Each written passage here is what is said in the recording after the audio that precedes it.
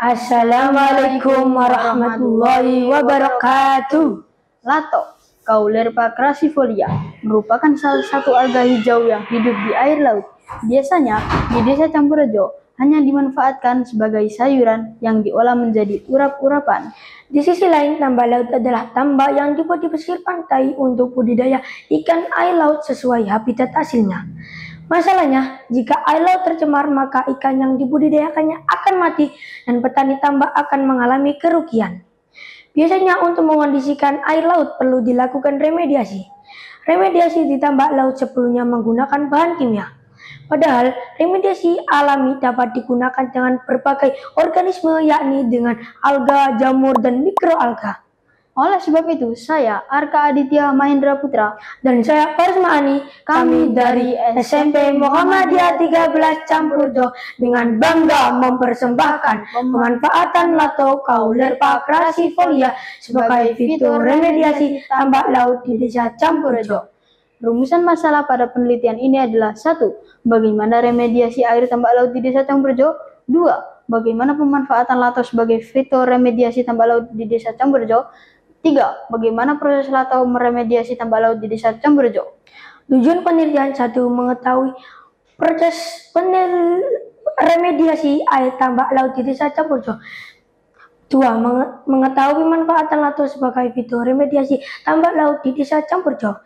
3. Mengetahui efektivitas Lato sebagai fitoremediasi tambak laut di Desa Campurrejo. Desain penelitian pada penelitian ini adalah True Experimental Laboratory. Tambak laut yang kami gunakan sebagai tempat penelitian adalah tambak laut milik Bapak Haji Amin Koiri di Desa Campurrejo.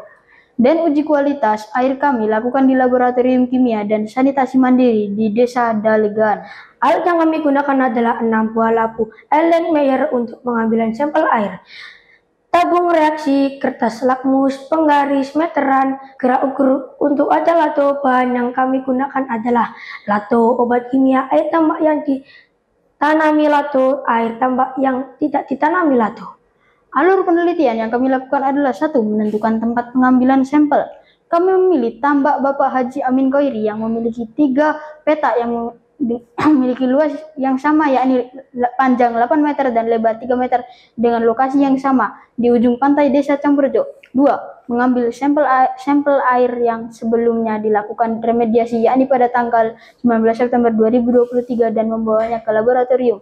3. Meremediasi air tambak laut. Tambak pertama kami beri label TB1 dengan menanamkan 2 meter persegi Lato. Tambak kedua kami beri label TB2 dengan menanamkan 4 persegi Lato. Tambak ketiga, kami beri label TB3 dengan memberikan obat. 4. Setelah dilakukan remediasi, yakni pada tanggal 26 September 2023, kami mengambil kembali sampel air dan membawanya ke laboratorium. Kualitas air yang diamati di laboratorium meliputi logam berat, pH, salinitas, alkalinitas, dan vibrio. Hasil dari uji coba laboratorium adalah sebagai berikut. Terlihat bahwa konsentrasi logam berat di tambak laut setelah dilakukan remediasi turun, bahkan hilang. Dan logam berat di tambak laut yang ditanami Lato, yakni label TB1 dan TB2 untuk PB, CD hilang dan AS menurun. Hal tersebut karena logam berat ditangkap oleh akar Lato dan mengendap di dasar air.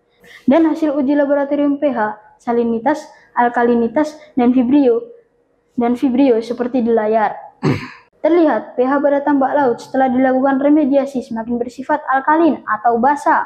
Hal itu dimungkinkan karena makin bertambahnya OH- di dalam tanah. Disebabkan karena reduksi dari logam berat PB dan CD yang membutuhkan H+ atau melepas OH- sehingga meningkatkan pH yang ada. Vibrio pada tambak yang telah ditanami Lato semakin turun, namun tambak yang diberikan zat kimia untuk penetral semakin meningkat. Vibrio adalah salah satu jenis bakteri yang umumnya memiliki habitat alami di laut. Menurunnya vibrio pada tambak laut yang ditanami disebabkan karena bakteri mampu diresistensi terhadap logam berat karena pada bakteri mempunyai mekanisme biotransformasi, biosorpsi, bioakumulasi, dan bioprespitasi baik secara fisik, mekanis maupun enzimatis.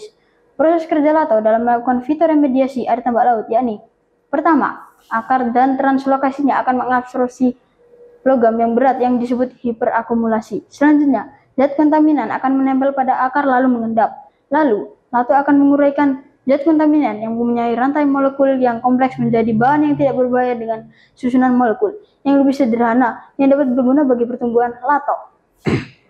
Lalu, menarik dan terinspirasi zat kontaminan oleh tumbuhan dalam bentuk yang telah menjadi larutan terurai sebagai bahan yang tidak utuh. Bahan yang tidak berbahaya lagi untuk selanjutnya diuapkan ke atmosfer. Kesimpulan dari penelitian ini adalah 1. Lato dapat digunakan sebagai fitoremediasi tambak laut. 2. Tambak laut yang ditanami lato pH-nya akan sedikit basa, mematikan bakteri dan mengurangi logam berat. 3. Cara kerja lato dalam remediasi tambak laut adalah dengan mengabsorpsi logam berat, menempelkannya di akar dan menguraikannya menjadi bahan yang tidak berbahaya. Salah penelitian ini adalah keberhasilan penambahan lato di tambak laut untuk melakukan remediasi awal memiliki potensi untuk dikembangkan, namun membutuhkan penelitian lebih lanjut terkait jumlah persebaran lato yang optimal.